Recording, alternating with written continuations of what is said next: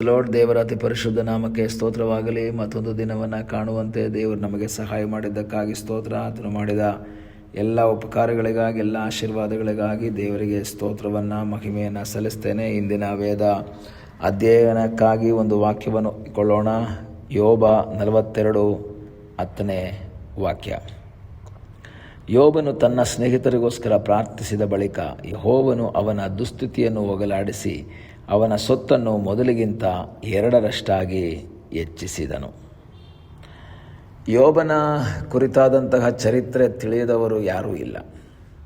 1ನೇ ಅಧ್ಯಾಯ ಯೋಬನ ಆಶೀರ್ವಾದದ ಕುರಿತು ಅಥವಾ ಯೋಬನ ಆಸ್ತಿಯ ಕುರಿತು, ಅವನ ಆತ್ಮಿಕತೆಯ ಕುರಿತು ವಿವರಿಸುವಾಗ ಆರಂಭದಲ್ಲಿ, ನಂತರದ ಭಾಗಗಳಲ್ಲಿ ಅದೇ ಅಧ್ಯಾಯದಲ್ಲಿ ನಷ್ಟಗಳನ್ನು ಹೇಳ್ತದೆ. 2ನೇ ಅಧ್ಯಾಯ 1ನೇ ಅಧ್ಯಾಯದ ಕೆಲವೇ ವಾಕ್ಯಗಳು ಯೋಬನ ಆಸ್ತಿಯ ಕುರಿತು ತಿಳಿಸುವಾಗ, ಬಾಕಿ ಇರುವಂತಹ ವಾಕ್ಯಗಳು ಮತ್ತು 2ನೇ ಅಧ್ಯಾಯ ಬಹಳ ನಷ್ಟದ ಒಂದು ಕಥೆಯನ್ನು ಹೇಳ್ತದೆ. ಅವನ ಜೀವಿತದಲ್ಲಿ ಎಂದಿಗೂ ಸಹ ನೆನೆಸದೇ ಇದ್ದಂತಹ ಒಂದು ದೊಡ್ಡ ಸಂಕಷ್ಟಕ್ಕೆ, ಒಂದು ದುಸ್ಥಿತಿಗೆ ಯೋಬ ಬರ್ತಾನೆ. ಒಂದೇ ದಿನದಲ್ಲಿ, ನಾನು ಕಳೆದ ಇದ್ರ ಬಗ್ಗೆ ಯೋಚನೆ ಮಾಡ್ತಾ ಇದ್ದೆ, ಎಷ್ಟೇ ಕೋಟ್ಯಾಧಿಪತಿಯಾಗಿರುವಂತಹ ವ್ಯಕ್ತಿ ಒಂದೇ ದಿನದಲ್ಲಿ ದರಿದ್ರನಾಗಲ್ಲ, ಬಡವ ಆಗಲ್ಲ. ಅವನ ಬಿಸ್ನೆಸ್ ಲಾಸ್ ಆಗಿ ಸಾಲದ ಸುಳಿಗೆ ಸಿಕ್ಕಿ ಕೊನೆಗೆ ಏನೂ ಇಲ್ಲದಂತಹ ರೀತಿಯಲ್ಲಿ ಪಾಪರ್ರಾಗೋಗ್ತಾನೆ. ಅವನು ಏನೂ ಇಲ್ಲದವನಾಗೋಗ್ತಾನೆ. ಕೊನೆಗೆ ಏನೂ ಇಲ್ಲದ ಹಾಗೆ ಊರು ಬಿಟ್ಟು ಹೋಗ್ಬೇಕಾಗಿ ಬರುತ್ತೆ. ಆದರೆ ಒಂದೇ ದಿವಸದಲ್ಲಿ ಇದು ನಡೆಯಲ್ಲ. ಯಾವುದೇ ಕೋಟ್ಯಾಧಿಪತಿಯನ್ನು ನೋಡಿ. ಆದರೆ ಯೋಬನ ಲೈಫನ್ನು ನೋಡಿದ್ರೆ, ಯೋಬ ಒಂದು ರೀತಿಯಲ್ಲಿ ಹೇಳಿದ್ರೆ ಆ ಕಾಲದಲ್ಲಿ ದೊಡ್ಡ ಕೋಟ್ಯಾಧಿಪತಿ ಆಗಿದ್ದ, ಬಹಳ ಆಸ್ತಿಯುಳ್ಳಂತಹ ವ್ಯಕ್ತಿಯಾಗಿದ್ದ, ಬಹಳ ಐಶ್ವರ್ಯವಂತನಾದಂತಹ ವ್ಯಕ್ತಿಯಾಗಿದ್ದ. ಆದರೆ ಅವನ ಜೀವಿತದಲ್ಲಿ ಒಂದೇ ದಿನದಲ್ಲಿ ಎಲ್ಲವನ್ನ ಕಳ್ಕೊಳ್ತಾ ಇದ್ದಾನೆ. ತನ್ನ ಆಸ್ತಿ ಮಾತ್ರವಲ್ಲ, ತನ್ನ ಮಕ್ಕಳು, ತನ್ನ ಆರೋಗ್ಯ ಎಲ್ಲವನ್ನ ಕಳ್ಕೊಳ್ತಾ ಇದ್ದಾನೆ. ಎಲ್ಲವನ್ನ ಕಳ್ಕೊಂಡು ಬಡವನಾಗಿ, ಆಹಾರವಿಲ್ಲದೆ, ವಸ್ತ್ರವಿಲ್ಲದೆ, ಅಥವಾ ಆಳುಗಳಿಲ್ಲದೆ, ಮಕ್ಕಳಿಲ್ಲದೆ, ಹೆಂಡತಿ ಇಲ್ಲದೆ ಎಲ್ಲವನ್ನ ಕಳ್ಕೊಂಡಂತಹ ಒಬ್ಬ ವ್ಯಕ್ತಿ. ಈ ಭೂಮಿಯಲ್ಲಿ ನನಗನ್ಸುತ್ತೆ ಯಾರು ಈ ರೀತಿಯಲ್ಲಿ ಕಳ್ಕೊಂಡಿರಲ್ಲ. ಆಸ್ತಿ ಕಳ್ಕೊಂಡಿರ್ಬೋದು, ಮಕ್ಕಳನ್ನ ಕಳ್ಕೊಂಡಿರಲ್ಲ. ಮಕ್ಕಳು ಕಳ್ಕೊಂಡಿರ್ಬೋದು, ಆಸ್ತಿ ಕಳ್ಕೊಂಡಿರಲ್ಲ. ಅಥವಾ ಹೆಂಡತಿ ಬಿಟ್ಟು ಹೋಗಿರ್ಬೋದು, ಆಸ್ತಿ ಹೋಗಿರಲ್ಲ. ಅಥವಾ ಮಕ್ಕಳ ಜೊತೆಯಲ್ಲಿ ಒಬ್ಬರಾರು ಮಕ್ಕಳ ಜೊತೆಗಿರ್ತಾರೆ. ಆದರೆ ಯೋಬನಿಗೆ 10 ಜನ ಮಕ್ಕಳು, 10 ಜನನೂ ಇಲ್ಲ ಜೊತೆಯಲ್ಲಿ, ಹೆಂಡತಿನೂ ಇಲ್ಲ, ಯಾರೂ ಇಲ್ಲ. ಏನೂ ಇಲ್ಲದಂತಹ ಒಂದು ಸ್ಥಿತಿಗೆ ಬಂದಿದ್ದಾನೆ. ಕೊನೆಗೆ ಯೋಬ ಹೇಳ್ತಾನೆ, ಏನೂ ಇಲ್ಲದವನಾಗಿ ತಾಯಿಯ ಗರ್ಭದಿಂದ ಬಂದೆ, ಏನೂ ಇಲ್ಲದವನಾಗಿಯೇ ನಾನು ಗತಿಸಿ ಹೋಗ್ತೇನೆ.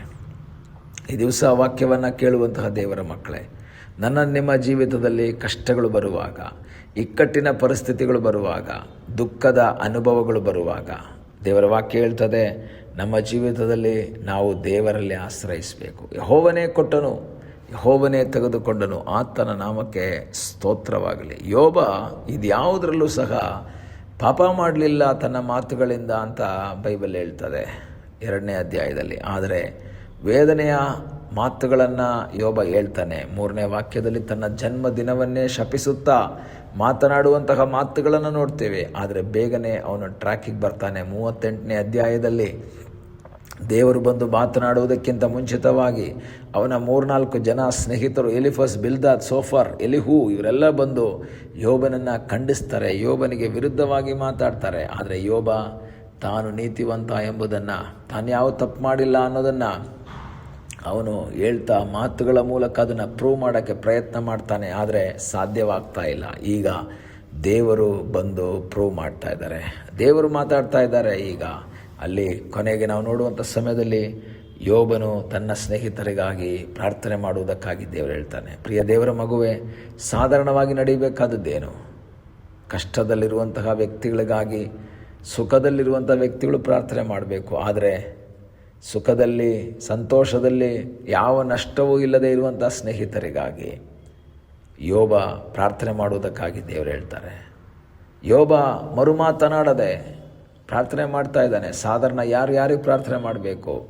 ಸ್ನೇಹಿತರು ಯೋಬನ ಮೇಲೆ ಕೈ ಇಟ್ಟು ಪ್ರಾರ್ಥನೆ ಮಾಡಬೇಕಾಗಿತ್ತು ಅವನ ಸ್ವಸ್ಥತೆಗಾಗಿ. ಆದರೆ ದೇವರು ಹೇಳ್ತಾರೆ, ಅದಲ್ಲ, ಈಗ ಯೋಬನೇ ನೀನು ಪ್ರಾರ್ಥನೆ ಮಾಡಬೇಕು ಅವ್ರಿಗೋಸ್ಕರ. ಯೋಬ ಸ್ನೇಹಿತರಿಗಾಗಿ ಪ್ರಾರ್ಥನೆ ಮಾಡಿದಾಗ ಅವನ ದುಸ್ಥಿತಿಯನ್ನು ದೇವರು ಹೋಗಲಾಡಿಸಿದರೆ, ನಿನ್ನ ಜೀವಿತದ ಕಷ್ಟದ ಮಧ್ಯದಲ್ಲಿ, ನಿನ್ನ ಜೀವಿತದ ವೇದನೆಯ ಮಧ್ಯದಲ್ಲಿ ನಿನಗೆ ವಿರುದ್ಧವಾಗಿ ನಿಂತ ವ್ಯಕ್ತಿಗಳಿಗಾಗಿ ನೀನು ಪ್ರಾರ್ಥನೆ ಮಾಡು.